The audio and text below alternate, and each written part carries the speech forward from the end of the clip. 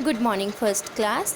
बेटा हम लोगों ने लाइव क्लास में कुछ डाउट सेशन रखा था जिसमें मैंने आप लोगों के डाउट्स क्लियर किए थे। मैंने आप लोगों को कुछ क्वेश्चन सॉल्व करने के लिए दिया था और आप लोगों ने मुझे उसके आंसर्स कर करके बताए थे। जो आपको नहीं आया था वो मैंने आप लोगों को बताया था, ठीक है। तो वो था जो आपके सिलेबस में आने वाला था, जो आपका फाइनल एग्ज़ाम में का जो सिलेबस है जो मैं आपको भेज चुकी हूँ, उसमें से वो कुछ क्वेश्चंस थे जो हमने किए थे। वैसे ही कुछ क्वेश्चंस हम और भी करेंगे हमारे नेक्स्ट जो हमारे मैथ्स के लाइव क्लास होंगे उसमें। जब तक कि आपके एग्ज़ाम्स नहीं आते हम प्रैक्टिस करते रहेंगे।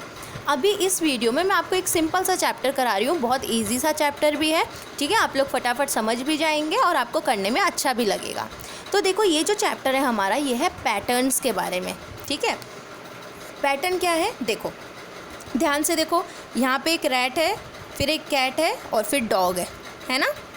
अगर आप इस पिक्चर में देखोगे, इसमें भी पहले रैट है, फिर कैट है और फिर डॉग है।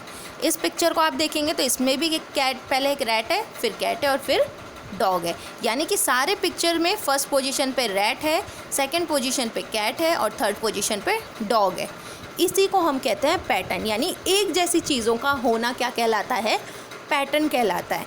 जैसे आप इसमें भी देख सकते हो, ठीक है। अब देखो यहाँ पर पहले एक सर्कल है, सर्कल के बाद एक स्क्वायर है, फिर एक सर्कल है, फिर एक स्क्वायर है, फिर एक सर्कल है, फिर एक स्क्वायर है। तो ये भी एक पैटर्न है कि पहले सर्कल रहेगा, फिर एक स्क्वायर, फिर सर्कल, फिर स्क्वायर, फिर सर्कल, फिर स्क्वायर। ये भी क्या है? पैटर्न है। यहाँ पर ये एनिमल्स जो बैठे थे जिसमें, ये भी क्या है? पैटर्न है। ये जो चल रहा है ये भी क्या है? पैटर्न है। फिर यहाँ देखो 1, फिर पहले एक बार 1 है, फिर 2 बार 2 है, फिर एक बार 1 है, फिर 2 बार 2 है, फिर एक बार 1 है, फिर 2 बार 2 है और फिर एक बार 1 है, फिर 2 बार 2 है। ये भी क्या है? पैटर्न है। यानी एक जैसी चीज़ का होते जाना, होते जाना, होती जाना, रिपीट होते जाना क्या कहलाता है?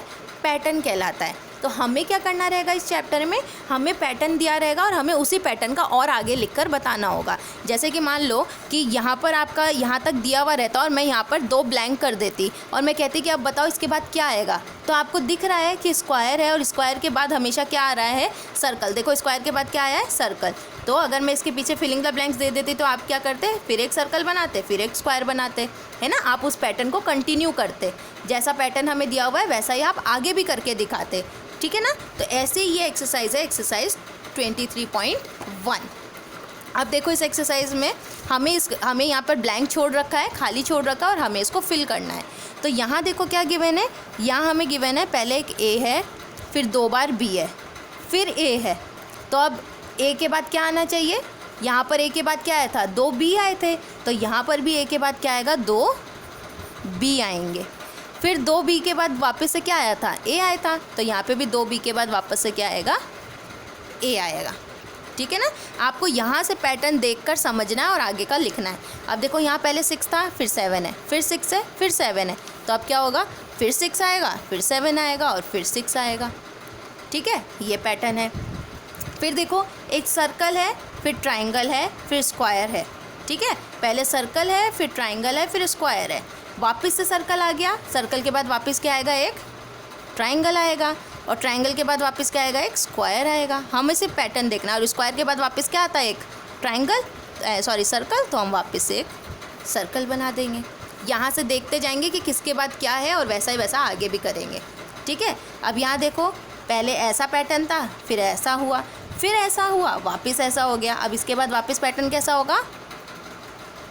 ऐसा। अब इसके बाद वापस पैटर्न कैसा होगा? ऐसा और फिर ऐसा। सिंपल, ठीक है। यहाँ देखो पहले एक क्वेश्चन मार्क था, फिर इक्वल्स टू का साइन था, फिर मल्टीप्लाई था, वापस क्वेश्चन मार्क आ गया। तो अब क्वेश्चन मार्क के बाद क्या है? Equals to. तो आप यहाँ इक्वल्स टू करोगे। इक्वल्स टू के बाद क्या है? मल्टीप्लाई। तो आप भी मल्टीप्लाई करोगे। मल्टीप्लाई के बाद वापस क्या है? Question mark. तो आप भी वापस क्वेश्चन मार्क कर दोगे। बस इसमें से देखना और आगे बनाते जाना है। फिर यहाँ देखो एम लिखा है, फिर देखो पहले सीधा एम है, फिर उल्टा एम है, फिर देखो ऐसा एम है, फिर वापस सीधा आ गया। तो अब सीधे के बाद वापस हमें कैसा लिखना था? डब्लू जैसा। तो हम वापस ऐसा लिखेंगे। इसके बाद कैसा बनाना है? ऐसा। तो इसको हम ऐसा बनाएंगे। फिर ऐसे के बाद कैसा बनाना है? ऐसा। तो वापस ऐसा बनाएंगे, ठीक है। अब देखो पहले एक देखो ऐसे एरो था, फिर इसमें 2 एरो आए और फिर इसमें 3 आए, वापस से एक आ गया। एक के बाद हमें वापस कैसा बनाना है? 2, फिर 2 के बाद हमें कैसा बनाना है 3, फिर 3 के बाद हमें कैसा बनाना है वापस 1, तो हम भी वापस 1 बना देंगे। फिर यहाँ 1 लाइन है, फिर यहाँ 2 लाइन है, फिर यहाँ 3 लाइन है, फिर यहाँ 4 लाइन है। तो पहले 1 लाइन थी, 1 से 2 हुई, 2 से 3 हुई, 3 से 4 हुई, तो अब 4 से क्या होनी चाहिए 1 2 3 4 5। फिर 5 से क्या होनी चाहिए 1 2 3 4 5 6। 6 से क्या होनी चाहिए 1 2 3 4 5 6 7।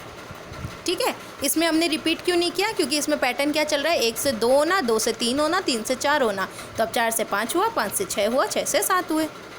ठीक है, तो हमने ऐसा पैटर्न फॉलो किया। तो ये हमारा सिंपल सा चैप्टर था, इसलिए मैंने सोचा कि इस वीडियो में इसको कवर कर दिया जाए। ठीक है, ताकि आपका ये एक और चैप्टर हो जो कि आपका कंप्लीट हो गया है। तो ये पैटर्न आप समझना बेटा, अच्छे से दिमाग लगाना। ठीक है, जैसा मैंने समझाया है बार बार ये वीडियो देखना और समझना। बट इन केस फिर भी नहीं समझ में आए तो मुझसे लाइव क्लास के टाइम पर आप पूछ सकते हो। ठीक है, इसको अपने नोटबुक में कंप्लीट कर लेना। अगर समझ में आ जाए तो इसको नोटबुक में ज़रूर कंप्लीट कर लेना। चलिए फिर मिलेंगे नेक्स्ट क्लास में। आप चाहें तो इसको बुक में कंप्लीट भी कर सकते हो, चाहो तो नोटबुक में कंप्लीट भी कर सकते हो, जैसा आपको कंफर्टेबल लगे वैसा। ठीक है ना, पैटर्न ज़रूर समझना बेटा, और नहीं आए तो पूछना ज़रूर। मिलेंगे नेक्स्ट क्लास में। Bye, take care.